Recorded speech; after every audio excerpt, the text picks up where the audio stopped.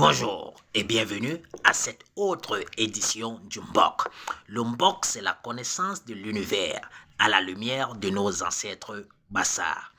Pour tous ceux et celles qui ne me connaissent pas, je suis Masoki Mamasoki et je suis l'héritier du grand patriarche Mbombor Jami Soma.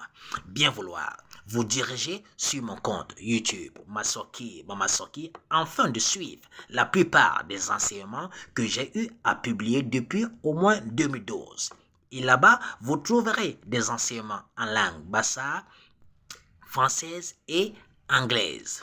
Je sais que j'ai manqué à plus d'un, car depuis le mois d'août, je n'ai plus véritablement publié des enseignements. Néanmoins, dans cette autre édition et par le canal de cette vidéo, j'aimerais très rapidement poser une ou deux questions aux enfants de la montagne des dieux, de la grotte sacrée Ngor-le-Touba que nous sommes. Et sans plus tarder, la question est la suivante.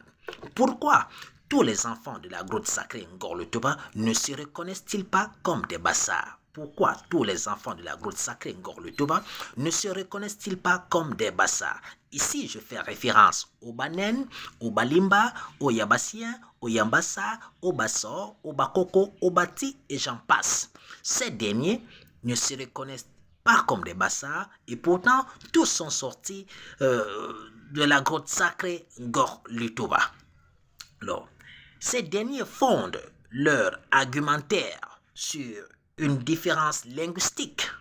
En d'autres termes, parce qu'ils ne parleraient pas tous la même langue, alors ils déduisent qu'ils ne sont pas tous des Bassars. Cet argumentaire qui se base sur une différence linguistique soulève une autre interrogation qui est la suivante. Notre appartenance est-elle déterminée par la langue? Notre appartenance est-elle déterminée par la langue? Si nous répondons par l'affirmative, alors cet argumentaire qui se fonde sur une différence linguistique va s'ébranler aussitôt que nous posons ou que nous jetons notre regard à l'ouest Cameroun. Car la mosaïque des langues, la pluralité linguistique des tribus de l'ouest rend fallacieux cet argumentaire qui se fonde sur une différence linguistique. En d'autres termes,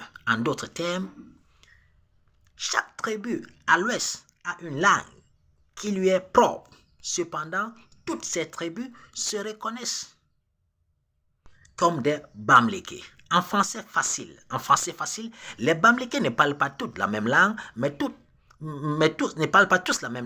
se reconnaissent comme des Bamlékés. Alors, le cas Bamléké nous renseigne donc que notre appartenance n'est pas déterminée par la langue. Et pour tous ceux et celles qui ne le savent pas, je suis le père fondateur de la Bassaïté. Et la Bassaïté, c'est l'idéologie selon laquelle tous les habitants de la terre, sans exception, sont des Bassars et tous venaient un seul Dieu qui est Ngor-le-Touba au Cameroun. Et j'ai eu à démontrer ici et là que les peuples d'Asie, d'Europe et d'Amérique et d'ailleurs qui ont des langues différentes à la nôtre sont également des Bassars. Notre appartenance est donc fondée sur une histoire commune, sur la tradition, sur des principes et non sur la langue. La langue est dynamique et non statique. Elle est appelée à changer.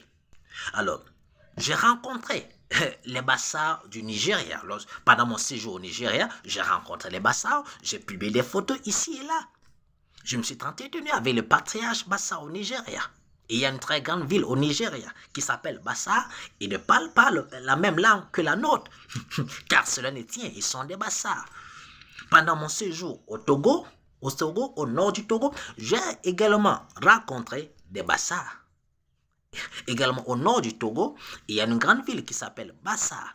Donc, ils sont également des Bassars, bien qu'ils ne parlent pas la même langue que la nôtre. Le Bassar n'est plus le même. Alors, donc, notre appartenance ne saurait être déterminée par la langue. Et même au sein des peuples qui se considèrent comme Bassar au Cameroun, la langue n'est plus la même. Les Bassa de Douala ne parlent pas le même Bassa que les Bassa de la Sanaga-Maritime ou ceux du centre. Et même les Bassa du centre et ceux de la Sanaga-Maritime, il y a une divergence linguistique. Alors, je considère ces deux Bassa comme l'un étant le Bassa, l'anglais britannique, et l'autre comme étant l'anglais américain. Car, par exemple, le Bassa du centre vous dira Liking, et le Bassa de la Sanaga-Maritime vous dira Ngwende. Celui du centre va dire Machis. Celui de la Sanaga-Maritime va dire Ngobetier. Celui du centre va dire Koleme. Celui de la Sanaga-Maritime va dire Posme.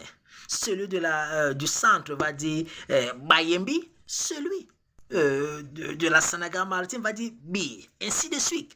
La langue est dynamique et non statique. Son caractère dynamique veut dire qu'elle appelle à changer. On ne peut donc pas déterminer notre appartenance sur une langue, mais plutôt sur une histoire. Et les Bassa sont fondés sur une histoire, sur des principes, sur des valeurs, sur la tradition.